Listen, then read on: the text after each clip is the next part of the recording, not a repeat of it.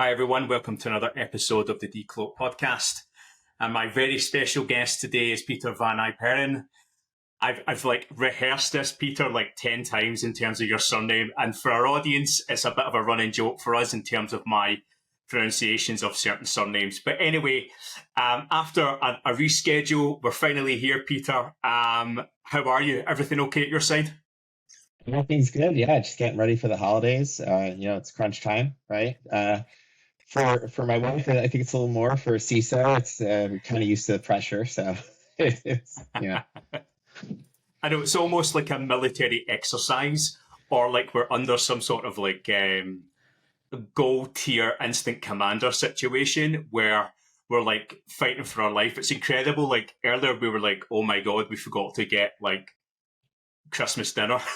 Like, what are we doing? It's we're like 1 day away. Come on, let's do it. But anyway, I digress. And again, Peter, thank you so much for joining me and reaching out on our mutual Slack channel that we're on. And then, for our audience that don't know you, Peter, give me a kind of rundown of who you are and and a career overview. Sure. So I'm currently the CISO of a company that's now called owned from Salesforce.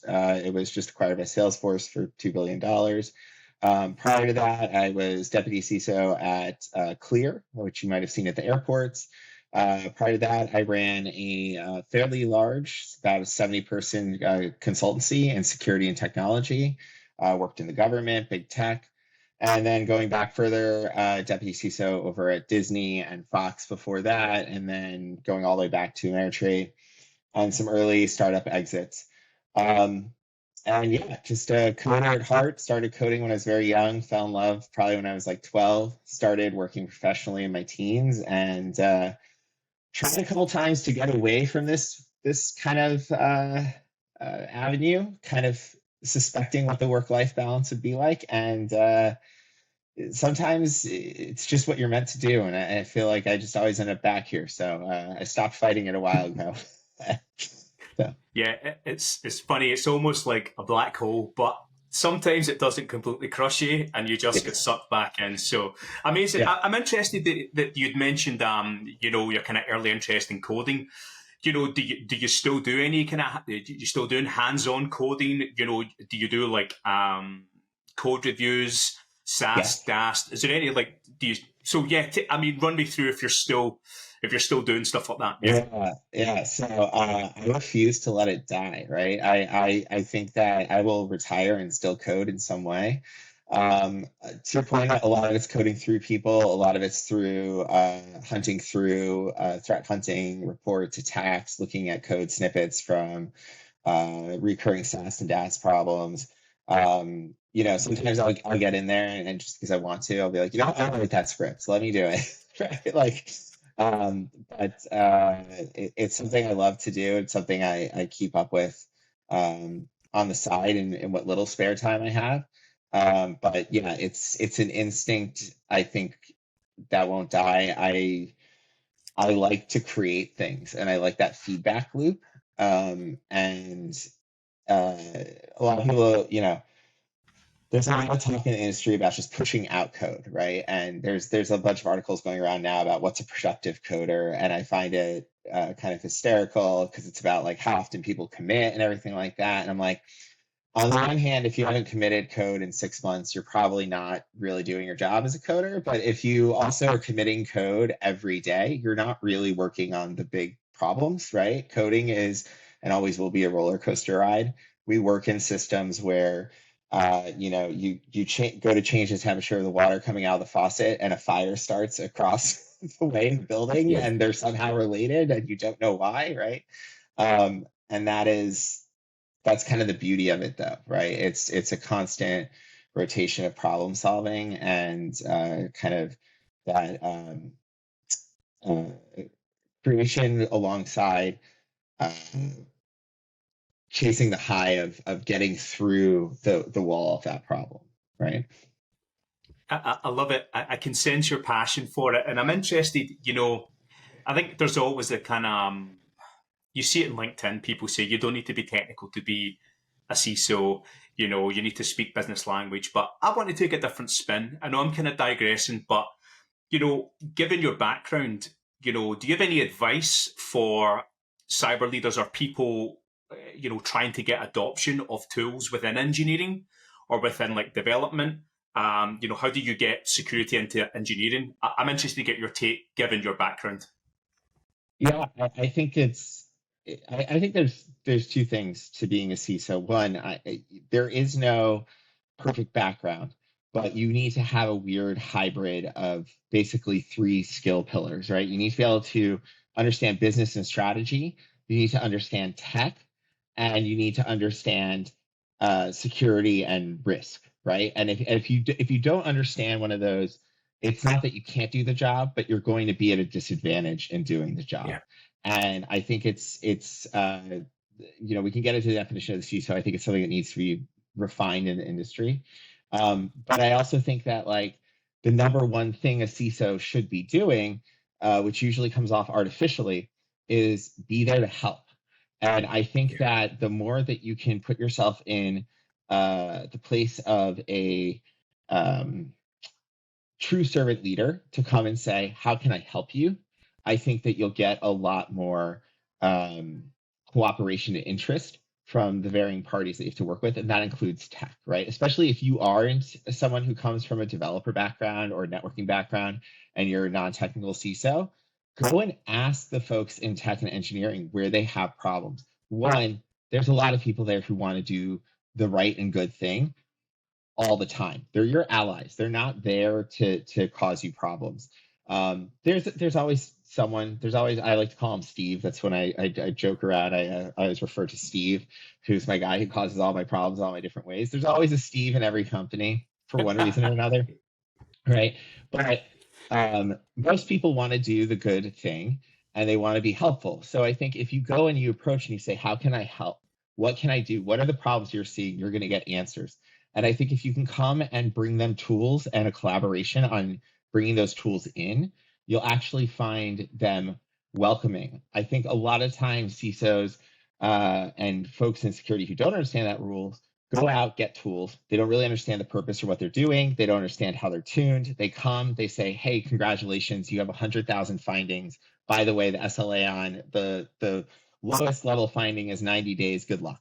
And you throw 100, and I've been on that side too, right? Like earlier in my career when I was more on the development side than just the security side.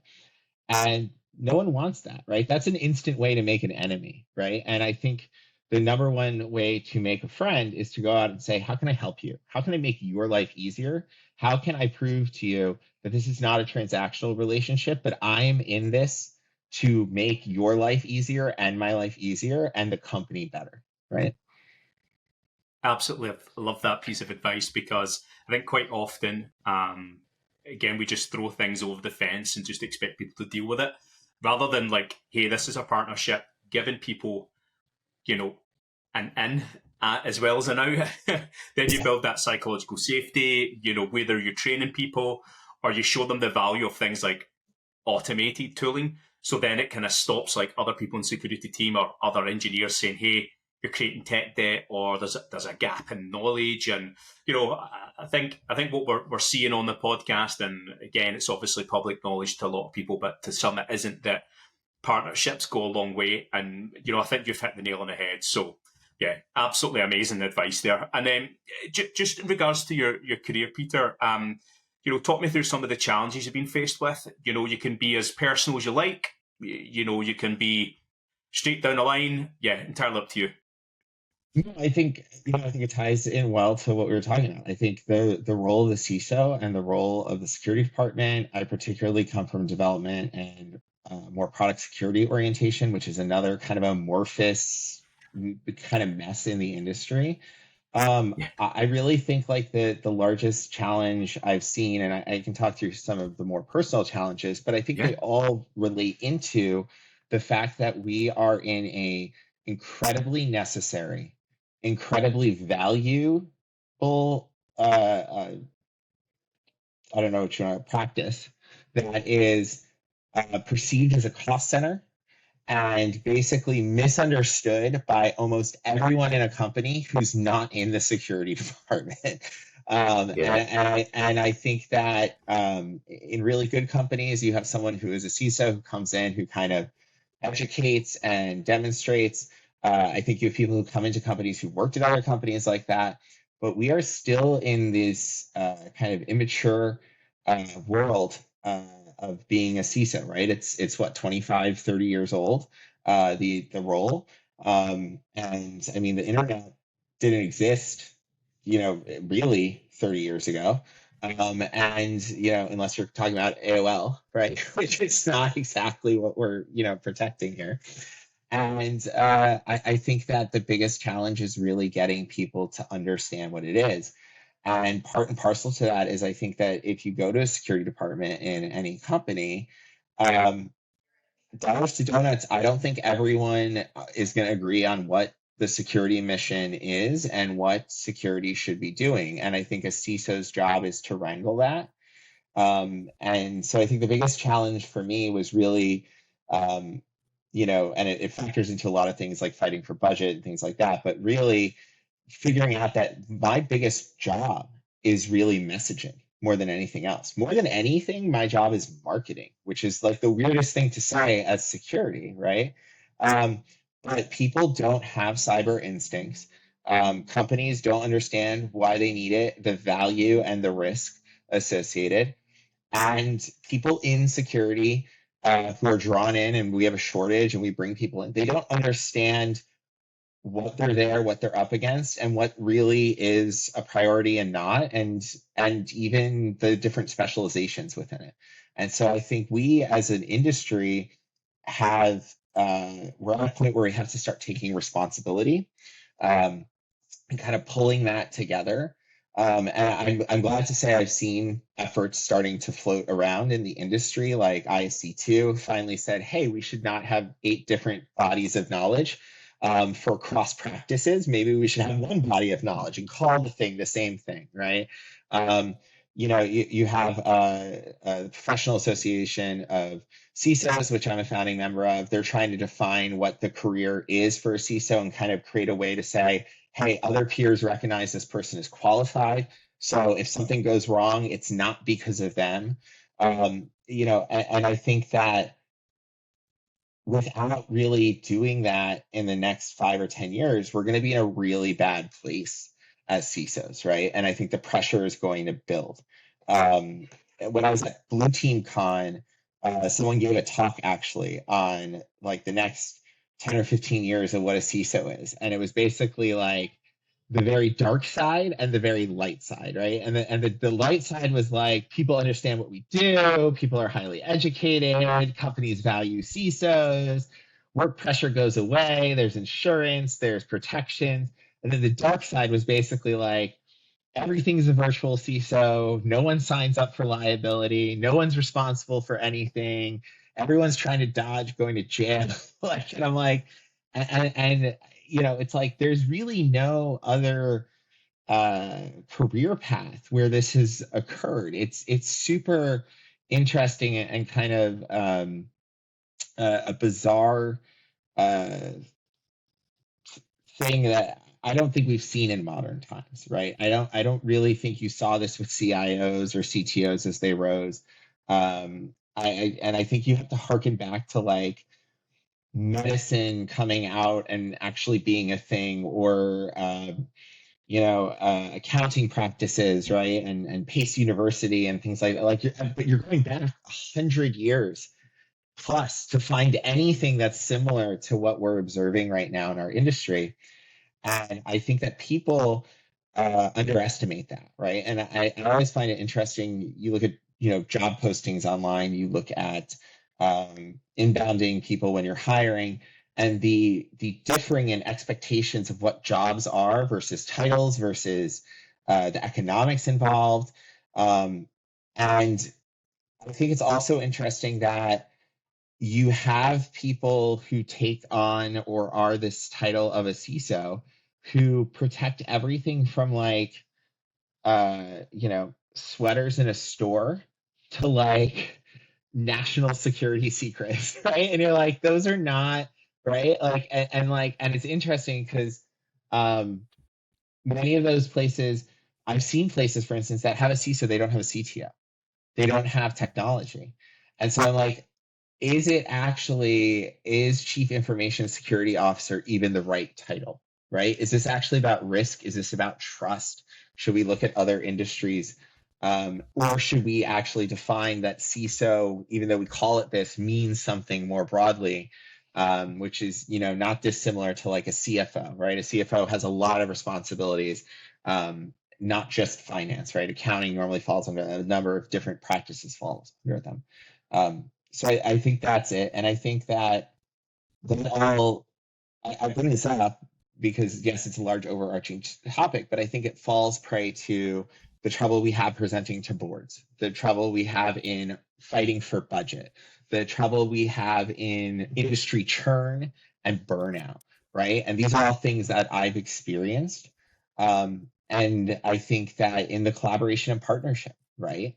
If people don't know what it is, the assumption too is that they're the security guard, right? They're the police force coming to give tickets and tell you can't do things and everything else. And I always talk about the fact that if you are at a job and you are telling people they can't do something and you don't understand what they're trying to do and why they're trying to do it, you've failed out of the gate. Like you should not be in this industry, because if there is no company and there is no earnings, there is nothing to protect, right? You're protecting the strategy of the company.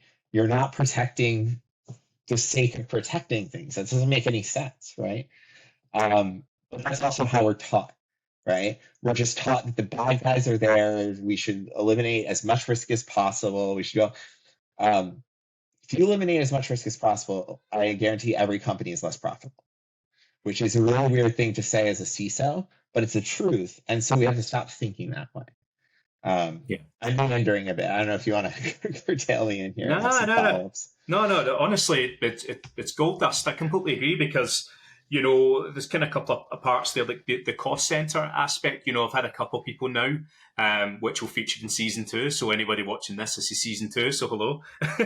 it's the perception of it, like, oh, we're giving money to the security team. And I think you're right. Like, we've now become more of a politician. We need to learn things like skills relating to legal. We need to learn skills relating to marketing, PR.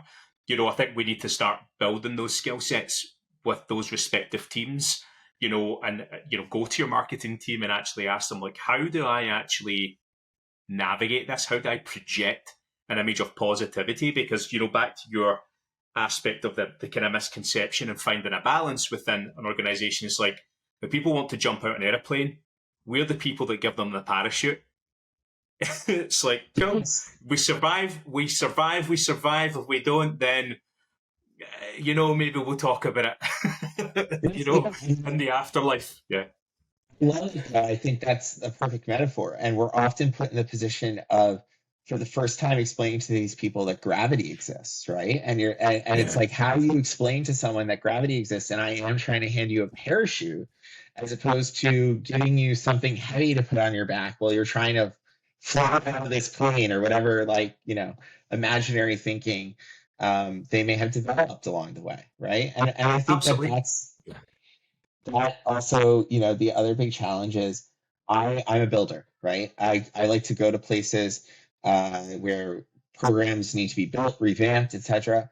And one of the things that's hard here is many of these places you go to, they've been around for 5, 10, 15, 20 years, hundreds of years, and they've never had this, right? And so it's very easy instinct to say, why do I need this thing at all, right?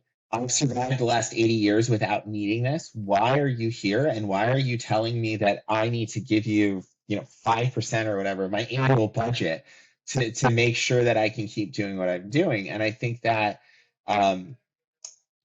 it's one of the worst effects of ransomware insurance that I think I've seen, is the fact that companies, look, I am not a nihilist. I don't want bad things to happen to people for the sake of bad things to happen. What I do think is bad is ransomware insurance. Ransomware products that are very, very necessary, though, have allowed ransomware to continue, floating around. I heard a statistic. I haven't fact checked it, so I'm sorry, but so I trust the source that told me, but someone told me it was around like 73% of companies experienced some form of successful ransomware in the last year. That is an astounding amount of companies, especially if we are trying to defeat ransomware in all the things we do, whether it's phishing prevention, it's SIEM response and alerting, it's segmenting, all these things we're trying to do. And so the issue I have there is if 73% of companies have faced it, right, we're coming to a point where companies are just going to say ransomware is assumed. I have insurance. We have backups. We're just going to move on. And I think the problem with that is it has not made people truly understand the impact of what that means, right? Sure, you can continue to operate, but that data has been exposed. It's out there. That data can now be manipulated. It can be used in further future attacks, right? People don't understand that you've essentially given a whole stockpile of weapons to whatever you want to call it, but for lack of a better way of putting it, the enemy, right? We're in this world where this is going on constantly, right? And to the point, AI, and I know it's the buzzword, and I hate the buzzword just as much as everyone, but machine learning, AI, whatever you want to call it, the idea of agenting, basically the idea that you can now get computers to trial and error things in a way you could not before, right? In a semi-autonomous way, allows someone who wants to attack to do way more than they used to be able to do with way less information and input. And we're allowing this to go on. We've lost kind of the war on confidentiality by just ceding ourselves to like, yeah, ransomware is a thing. We'll get insurance, right? It was interesting. I was at a talk earlier this year, and there was someone there who had worked in intelligence services and things like that earlier in their career, and they were talking about how in the 90s, when people started really globally traveling everywhere, there was a rash of kidnapping and ransoms, right? And this is when people started getting insurance for executives and protection for executives. And what they noticed in the intelligence services was as soon as that started happening, there were more kidnappings and ransoms, not less, right? And so they were trying to protect against it, but what they did is they made it a bigger and bigger problem because people realized it could be profitable. And then people realized they could start selling information, and it became a whole network of crime. And we have allowed that to propagate in the ransomware world. And we don't know what's going to happen next with all of that information, right? If you think about all the information that has been seized and stolen at this point, and the ability for me in the future to go in and potentially prompt a system to manipulate the integrity of a person's data or destroy the availability of a system by nullifying all of the data, by utilizing data to convince something to delete files or do, right? Like there's a whole new slew of attacks that we are fully in the nascent point of that we are going to have to worry about, and we seeded it. And my concern is that, if this is our view of ransomware and we continue to ensure this, where does security go from here? Right? Yeah. We're already this poorly understood thing. We're seen as attacks. This is not meant to be. This sounds like I'm going down a spiral here. I'm not. Right? We're seen as attacks, and we have a future of attacks that we don't even understand what they're going to be capable of doing, right? So my question is, we're at this inflection point then, where you have this series of things.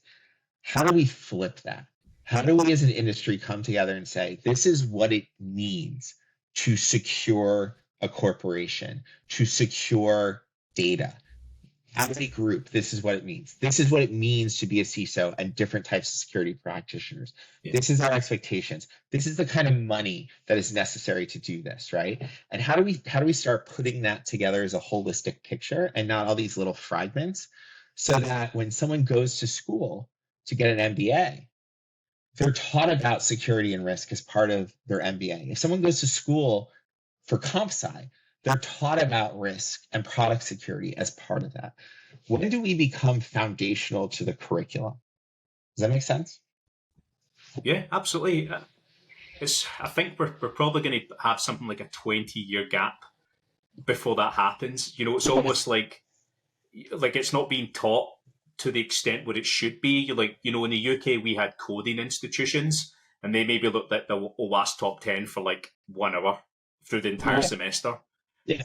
Unless you're doing like a specific college or university degree where it's core cyber and you're learning pen test and network engineering, you're learning about firewalls, IDS, IPS, whatever it may be, then you have some sort of understanding going into a role. But I think you're absolutely right. Either it needs to be enforced through like a national or global wide education structure, like you probably would see in like Israel. That's why they produce so many good cyber companies. But also like the US and like other and like European countries need to really adopt that as a mandated. This is like no surrender with it in terms of just like this needs to be trained, it needs to be law. That way it can be enforceable, or there's like substantial fines at like $1 billion. Then people might actually take it seriously and also part of the education structure. But I don't know. I think it's going to be maybe a few decades before it's like just like a normal practice. It's almost like it's only like in recent times they started to teach kids about like financial security. Like, here's how you set a bank account up. Here's how you pay bills. It's almost like the system doesn't want to get perfect, because then national intelligence agencies or whatever it may be, or adversaries, they kind of, if they have that data open, then they can continue to hack each other. It's kind of like, imagine if the US just shut down overnight, shut down overnight and restricted everything. But again, it's going to take decades, and that's why cybersecurity vendors make a lot of money, I guess. But any final thoughts on that, Peter, before we move on to the other segment? No, I just think that, again, I think it's a challenge we all face. And I think that if you're out there and you're in the industry and you're not doing a podcast, you're not advocating for this, you're not trying to help and educate people and move kind of the industry forward, like I'll get it if you've been in the industry for 5 years, but if you've been in the industry for 20 years, I think you have a real responsibility to do that. And if you're not willing to do that, I don't know if you should be in the industry, maybe, right? Because that is part of the industry's. You're either in it to help secure people, or you're a mercenary, and we don't win by having mercenaries, right? We let all the folks like myself and you just burn out, right? Trying to fight, right? And mercenaries come along and make some money, and then they go to the next thing and make some money, right? And I think money's fine, but we need to really work on how we get more allies and collaboration so that there's less burnout and less strain on the few folks who are trying to hold the line. Absolutely, and it leads to a more positive and innovative industry, because all the kind of stigma around it will start to go away and things will become fortified. But again, if you're not part of the solution, then you're part of the problem, I guess. But again, that's up to people in the world if they want to do that or not. And it's like, it would help, But anyway, so moving on, Peter, in terms of the topic you want to discuss that needs relevance or cleaning up within the industry. I think the biggest one is that security is a tax. I think that, I really thought long and hard about this. I can't ever think of any time where a company has spent substantially more money on a security program than they have ended up paying within an incident. And I think Yeah. that's often the argument. And I think that's a good argument. But I also think that security and, more importantly, trust and the ability to protect yourself as a company is an expectation of most consumers. And it should be a marketable, valuable asset to a company. And that we really need to take a look at how we think about security budget and security priorities. And I think we need to figure out as an industry how to more closely align security with the rest of the strategic stakeholders within a company, and how we start to assume that security is part of a budget, right? I think one of the biggest things coming from product security that I've seen so many times in my career is the fact that people love I had one coworker who would say this, who was a CTO. He said, "Listen, people love to get pregnant. That's the fun part. Having the baby is the hard part, right?" And that is how people look at product development, right? Like the vision of designing a product, developing a product, figuring out all the cool features, all the cool things it's going to do. That's all fun. Um, People don't think about the operationalization. People don't think about the downsides of putting that product out in the world. What could go wrong, right? They don't think about the product as a teenager when it's awkward and 10 years old and hasn't really had the right maintenance and everything else, right? So how do you start to bake that into the process of what people think about? And I think one of the disheartening things that I've seen come about is the idea that like regulation is the way to do it. Um, and I have lived under every regulatory framework that exists. I think at this point, I think if I haven't found one, I probably will at the next place I go, because that seems to be how it works. So if someone's writing one right now, I guarantee you it will land in my next job, if not in this one. And the bottom line is the regulatory frameworks, they don't do it right. Sure, you can meet regulations. Sure, it will make things slightly more secure. Um, the regulations don't really understand your business. They don't understand what is really the priorities in your business. You end up spending time and money on things that don't really matter for your business, but you have to show evidence of and you have to prove, and it doesn't really do anything. And you end up with all these checkbox exercises. And what really isn't done is, what is the relevant priorities for my business? What should I be concerned about from a security standpoint, from a product standpoint? Where is trust important to my customers, to my employees, to my shareholders? And how do I ensure that that trust exists? And realizing that doing that is going to cost money, but that there is value in spending that money because it's going to make for better products, better relationships, and most importantly, it's marketable, right? No one wants to market that they're leaky. And we talk about, I think this goes back to the ransomware thing. People look at that and say, well, you get hit with ransomware and your stock goes down and then it goes back up. Well, yes, but that's because as a world, we've just decided that confidentiality breach and ransomware, we can't stop using a company because everyone's doing it. There are still plenty of incidents that cost a ton of money, cost a ton in lawsuits, erode reputation, and more importantly, in many cases, kill companies, right? They're just not big enough that you understand that it's happening, right? And so there's plenty of companies, even startups and growth companies, that are failing. And so again, going back to my original point, is how do you start looking at the budget and at security through value metrics? How do you stop talking about how many vulns you closed and your mean time to respond, which is like this, just like one of the most useless statistics possible. Like I And I get it. A lot of these statistics drive from like kind of other weird civil service things. Like it matters how long it takes for an ambulance to come to you if you're having a heart attack. It's not the same, right? It's not the same. Like you might have responded in 1 second, but the entire attack by the time you detected it might have already been over. Right? It doesn't mean anything.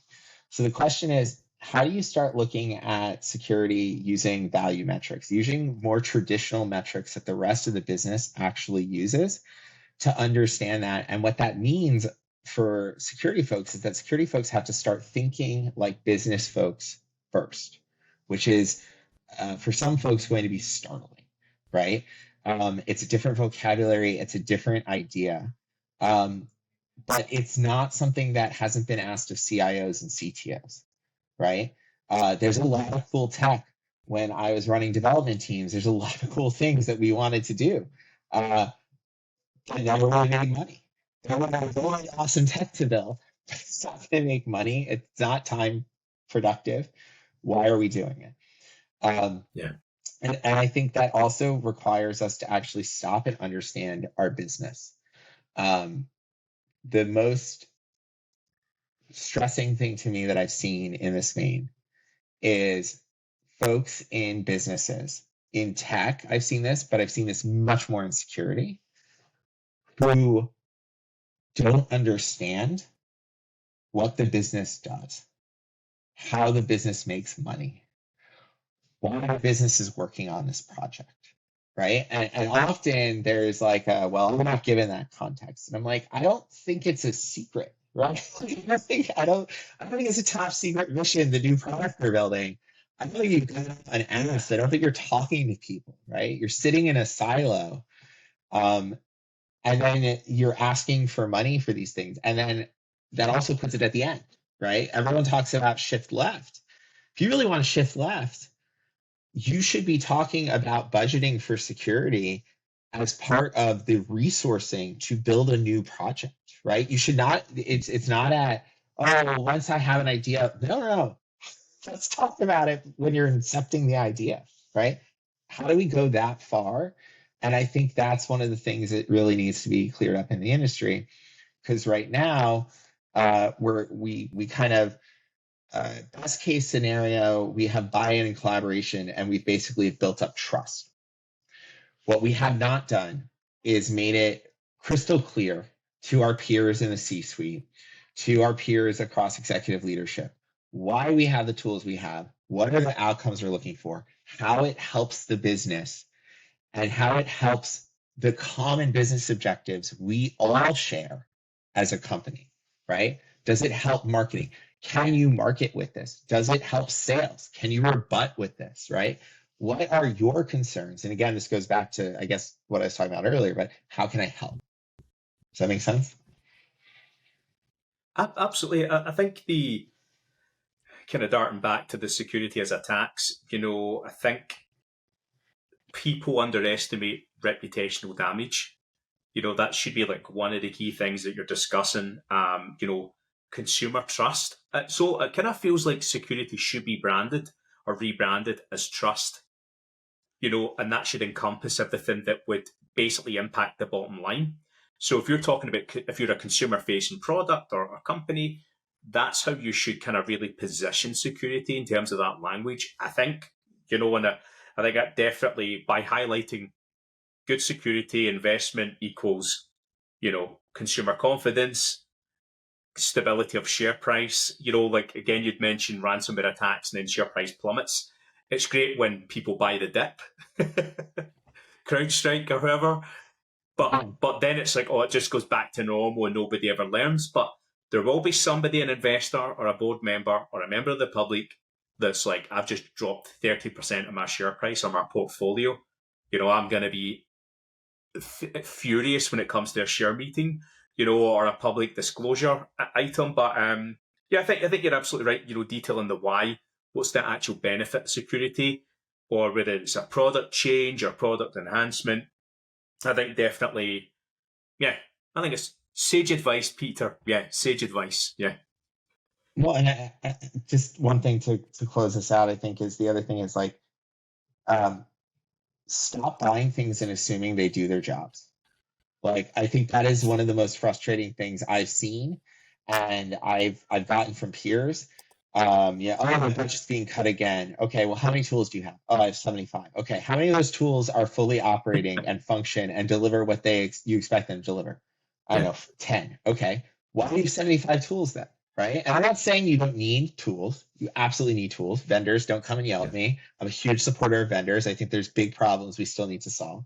But at the end of the day, if you're not actually doing what you need to do, right? I call it the homeowner special, right? If you don't know how to rewire your house, you can go to Home Depot, Lowe's, whatever, I know you're over in Scotland, whatever hardware stores you have there, but many times you want, you can fill your whole closet with tools. If you're not an electrician and you don't know how to rewire your house, it's probably still going to burn down, right? You haven't really solved the problem. And I think that is something that we really need to focus on, right? How many security departments are winning? And I mean that in the sense of laying out goals, succeeding at goals, laying out more goals, succeeding at goals, and evolving. Versus following a playbook, buying a bunch of stuff, and then guess what? You're still getting breached. Bad things are still happening, right? And then you're going to ask for a budget increase. Like think about that from any other department, right? Oh, last year in marketing. Oh, did you get any return on investment? No. Are you going to cost us anyway? Yes. Okay, so why would I increase your budget, right? Like, oh, I also have more money, then I can buy more ads, and then it will work that time. Okay, right? Yeah, it's almost like spending to get yourself out of a hole. And actually, when you mentioned all the tools, we had Jake Bernardez on the podcast, and he was talking about a stat he read where it was 50% of tools in the US, within a security, whatever it may be, aren't even being used. So half of what you buy isn't being utilized, which is, again, if you're not getting budget or buy-in, these things are all kind of related in some capacity, but I think that's quite a crazy stat. It's 50% is wild. Yeah. And sorry, Peter, but we want to conclude there. Yeah, I think so. Oh no, sorry, I was just meaning on the question. I thought you had a follow up. No, I think I said what I said. Excellent. So create value with your programs. Yes. Yeah, absolutely. My apologies. I think there's a delay on my side, but and to actually conclude the episode, sorry everyone, we're not finished yet. I want to ask you, Peter, the one thing in cyber you think is BS, it needs a focus or needs to change. The one thing in cyber that's BS is blaming people for incidents. It's just, I see it all the time. It is the scourge of the industry that we're in.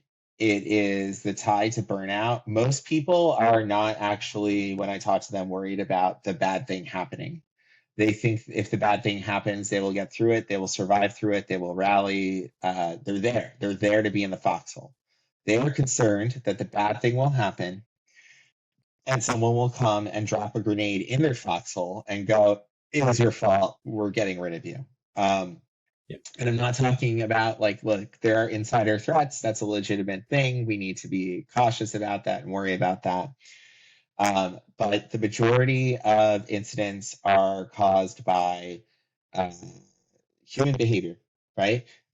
Most of what I deal with in my day-to-day is, for lack of a better term, innocent stupidity, right? Usually someone trying to do what they think is the right thing, the good thing, the efficient thing, the time savings thing, the I want to get out of the office early thing, right?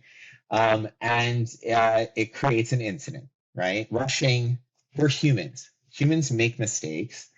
The idea, though, that we have set up is somehow that we are a filter and a net to catch those mistakes. And we have somehow irrationally sold info security as being that. And it's nonsense. We're never going to stop all of human behavior, especially while we're not focusing on the humans and we're focusing on all the tools to insulate the humans. And instead, what we do is we don't blame the people who are actually responsible, who may need better education, better instincts, better things like that. We tend to go after the people who are quote unquote supposed to prevent it. Security can't be everyone's responsibility, and then you fire the guy who didn't know the incident was going on because he wasn't well enough trained to detect it. But the people who caused it to come in the first place, well, why would they know better? It's like we have to flip that paradigm hard. And I think that one of the things that means is, to your point, we've spent all this money on all these tools. We have been doing this for 25 years. Like I said, again, we can fact check that statistic, but I'm pretty sure it's going to be somewhere in that range. 73% or whatever of companies that were hit with ransomware. So we're doing all this. It's not working. Why is it not working? Because Steve, at the end of the day, is still going to be a tragic hero. He's still going to be an idiot. He's still going to rush things. We can focus on rehabbing Steves, but we also can't blame the Leos and Peters of the world and anyone else in our security department when Steve ultimately does what Steve is going to do, which is mess up. Our job is to try to make sure that when he does mess up, we find it as quickly as possible and it does as little damage as possible. Sure. But that job is really secondary. And that's part of the problem. We're succeeding in a lot of places. Most companies don't suffer firewall breaches. They don't. We've taken care of that. Most companies don't have man-in-the-middle attacks anymore. We've taken care of that. What we haven't taken care of is Steve. And so we need to focus more on Steve and making sure that everyone, and this next generation, to your point, it's a 20-year gap probably before we get there. We have to start focusing on how do we get this next generation to have the correct cyber skills that are the same skills we have for physical security, right? What is the equivalent of teaching a child, hey, if a weird person on the street starts following you and then tries to talk to you, find an adult you trust and alert them. What is the equivalent of that for cyber that we can start teaching to younger generations now so that we can eradicate this problem and that we stop blaming, the folks on the team who are trying to do the good work? You certainly wouldn't blame the police in a situation like I just described, right? When they respond and they try to help. That would be an extraordinarily bizarre situation, assuming the police, behave appropriately when they respond. Yeah. But in cyber, that is a fear that most cyber practitioners have. And it means that you are basically living in a sandwich of stress, right? On both sides, you are concerned that something is going to get you. And I think it leads to a lot of burnout. I think it leads to people leaving the industry. I think it leads to mental health issues. And I think that the sooner we can figure that out, the better. And I think that what the government has done, I think is well-intended.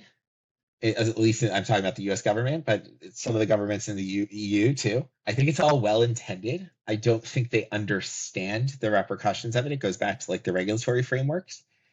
And I don't think it has de-stressed us at all.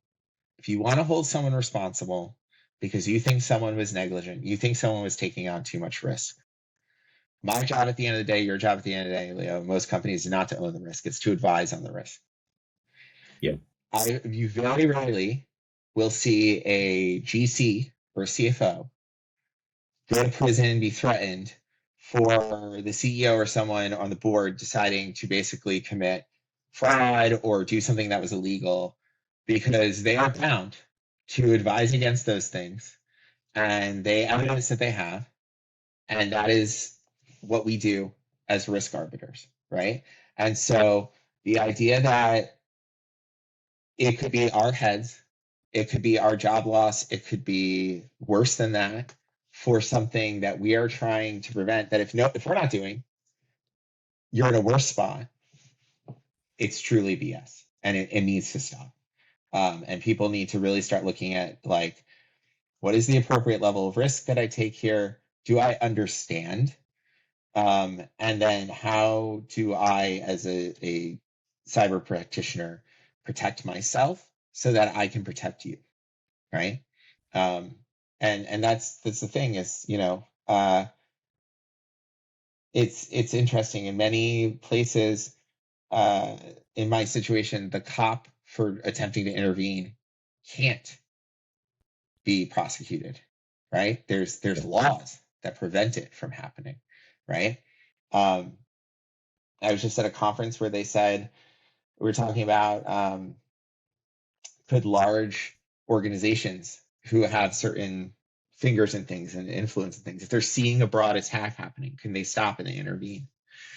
And folks there who are much smarter than me, who work in have worked in the White House and other places, said, look, can't do that, because the fear is if they do something and they accidentally shut off the wrong thing, they'll get sued, and there's no upside for them. And it's like that, right? It's damned if you do, damned if you don't. And we can't protect everyone else who walks around on the internet thinking like it can't hurt us. I absolutely agree. I think people are afraid to push back or know their actual limit or know where to direct that degree of risk that is beyond their risk appetite or beyond the company's risk tolerance level. And, at an individual level, you touched upon something I thought was really amazing to hear was the human behavior aspect, looking at people who, again, let's say, introduce a risk into the business that then impacts them, then we lose our job, right?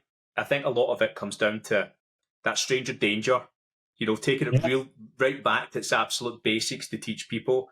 Have an engaging culture where people aren't just switched off, clicking emails, they're bored, they're disengaged, or, other stuff's going on in their life. I think that kind of hopefully would go full circle to then prevent 90% of the issues and buy us some time, I guess, to continue to educate the business, show them data that says, hey, here's a starting position, here's what we've done. So then if the eventuality does happen, then maybe someone won't make the decision to fire you. Rather they'll look at the data and say, hey, Peter's been talking about this thing for 12 months. Here's the improvement. There's only so much you can do unless you're going to hire a team of 100 people that work 24/7 and you have like $50 million to spend.